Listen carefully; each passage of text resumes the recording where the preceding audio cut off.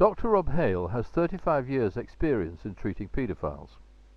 He believes that history tells us that the way in which society is structured can have an effect on the incidence of paedophilia in that society. Child sex abuse is as old as history. The problem is that it's the history both of sex abuse and how we bring up children. And there are various assumptions around this, which is that the way that one group of people bring up children in a society is the same as others, so that social standing may have a profound effect on what it is that we know about the way that children are brought up and dealt with. I think really it starts with the Greek civilization. There was an idealization of the purity of childhood, and that extended to noblemen's children who were protected. At the same time, the children of slaves were regarded almost as sexual fodder for the appetites of adults. In Rome, this distinction also existed between the middle class and upper class children and the children of slaves. They were regarded again as fair game for any man, and even as a reward for acts of bravery, so that children really became a commodity as far as the children of slaves was concerned. And it goes back to the same point that the children of slaves would have been regarded very differently from the children of noblemen. What about when Christianity became the dominant religion in the Western world? Did this distinction between the children of the rich and the children of the poor continue? The purity of the child was a concept which Christianity introduced, and a lot of early, a large number of ecclesiastical paintings show the infant Jesus as naked but apparently pure. And the children that appear in these paintings, which albeit they're later paintings, are apparently pure, and yet there is a remarkable aspect in which they are also, there is an erotic quality to them. So whether they were really perceived as being innocent, I doubt. Well, let's take an example where religion became very dominant in society. France, for example, in the 17th century. Did religion curb paedophilia? In the court of Louis XIII of France, it would seem as though it was open house, as it were, for sexual activity, and there was really no prohibition on intercourse with children.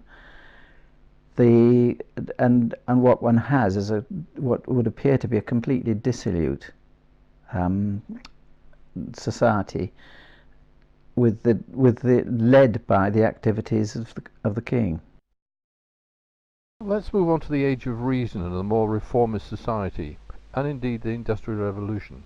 Is this where the campaigns against paedophilia began? Well, I think they were inherent in Victorian attitudes, which was to try to wipe out anything sexual in a child. It was seen as dangerous. It was also, what was interesting over the course of history was how sexuality was first recognized and then punished in a child. It was abused, but then the Victorians punished it, and there were enormous lengths were employed to stop the child from having any sexual thought or any sexual excitement, so that masturbation became the source really of virtually all illness and of all evil, and there had to be measures taken, both physical and psychological, to exclude any sexuality in the child. And it's this that was the context, of course, that Freud was born into, that we're all fascinated by sex from a very early age, And it was really Freud's introduction of the concept of childhood sexuality which opened the door to the idea that we all are sexual beings as children. He, of course, reneged on his seduction theory that there was a large amount of seduction by adults, which was the cause of psychological disorder. And it could be said that actually what Freud did in reneging on the seduction theory was to put back the cause of the recognition of child sexual abuse by 100 years, because what happened was that people then had the opt-out of saying, well, it's the child's fantasy that it's happened, and the reality then got obscured for many years. And I think it was really only in the 1960s that people began to recognize the prevalence of child sexual abuse. But what we now know was that although it wasn't recognized, it was just as common. These days there seems to be a completely different reaction to cases of child sex abuse. It's much more violent than it appears to have been in the past. Have we changed? Or is it perhaps that the incidence of child sex abuse has gone up? I think it's a fear of the sexuality, it's a wish to protect the children, but it's also that very primitive fantasies of one's own potential for involvement sexually with children, which gets stirred up, both one's experiences and perhaps one's wishes as well, because we do know that quite a large proportion of the population do have pedosexual fantasies, but only a very small proportion of people act on them. But that when there is a public crisis, you can see that the public as a whole reacts both with fear and fascination, and you only have to look at recent events to realize the power to seduce people into imaginings that they otherwise wouldn't have. So public events, I think, stir up very primitive fantasies, both positive and negative. What about public outcries against paedophiles? Does that in any way stop them offending? I think it makes them feel alienated, the exceptions to society, to have no friends other than people who are the same as themselves. So it makes them feel guilty, but more importantly it makes them defensive. And then there's another layer to it, which is how they react to feeling persecuted, which is paradoxically they revert to the sexual acts themselves. And my experience was at the time of the News of the World campaign against paedophiles, was of paedophiles saying, if they think that it's going to reduce my propensity for sexual acting out, they're wrong. It makes me worse. I know I'm more dangerous because of these campaigns. Well, if the paedophile asks you for your help, is there anything you can do to control his urges? Well, I think that the first thing one has to say is that it's multi-layered. There are many purposes being served in paedophilia.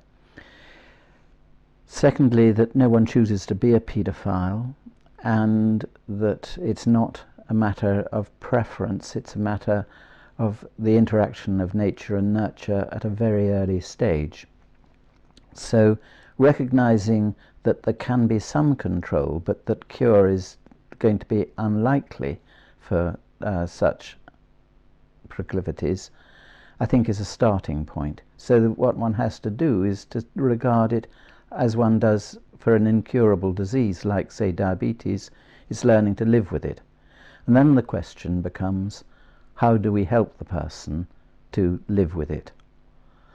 And I think that any form of therapy which allows them firstly to recognize that what they've done is wrong, but that secondly that it's the product of acute and chronic unhappiness and an inability to maintain any age-appropriate sexual relationship, is the starting point. And if one looks at it that way, then the anxieties that are going to provoke someone into acting out their pedosexual fantasies are going to be very early childhood fears as well. They're not just adult fears or adult persecutions, they're childhood as well. So what one has to do is to deal with the child in the adult very much. And a lot of paedophiles will say, I'm not an adult, I'm a child inside, and we have to regard them that way. Well, you've got more experience than most. Have you had success? Can you ever change them? In the 35 years that I've been seeing and treating paedophiles, I can only think of a couple of cases where the person said, I no longer have pedosexual fantasies as the result of treatment. But that doesn't mean to say that they've continued to offend. Many of them haven't continued to offend. What happens, though, is that when treatment ends, then they feel actually at risk again. They're vulnerable to the same impulses that led them into treatment in the first place. And that if you can see them over a long period of time, sometimes their capacity to control their urges improves quite considerably, and they live relatively happy and relatively productive lives. Whether they fundamentally change and are able to have long-term loving adult relationships, I think is another question. But at least one's moved them away from pedosexual acting out. Well, if treatment doesn't seem to have all that much effect, what about punishment? Does that have an effect? I think one regards punishment and treatment as an either-or, and my recommendation would be that it needs both.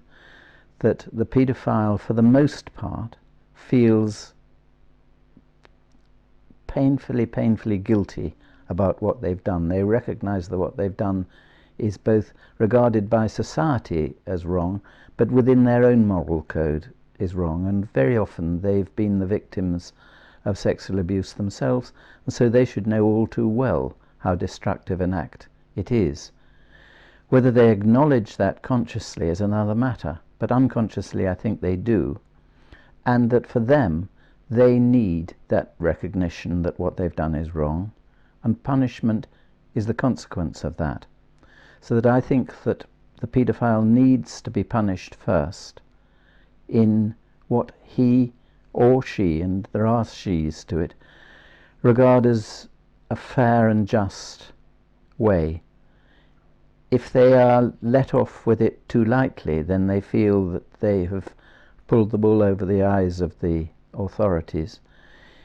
If it's over punitive, it builds resentment again, and the feeling that there is no capacity for being understood. And then I think treatment can follow after the just punishment has taken place, and that involves them acknowledging that they do need help, that they are the children I mentioned, the children that paradoxically they also have abused, but it's the child in themselves that needs treating. And whether that's as in individual treatment, or I think groups are enormously helpful, because one of the characteristics of a lot of paedophiles is that not just as adults have they been isolated, but as children they've been the lonely ones, the ones that were left out of the gangs or the teams. They haven't had that experience of close mates of the same sex or of the opposite sex, and that what group therapy can do is in part to repair that loss.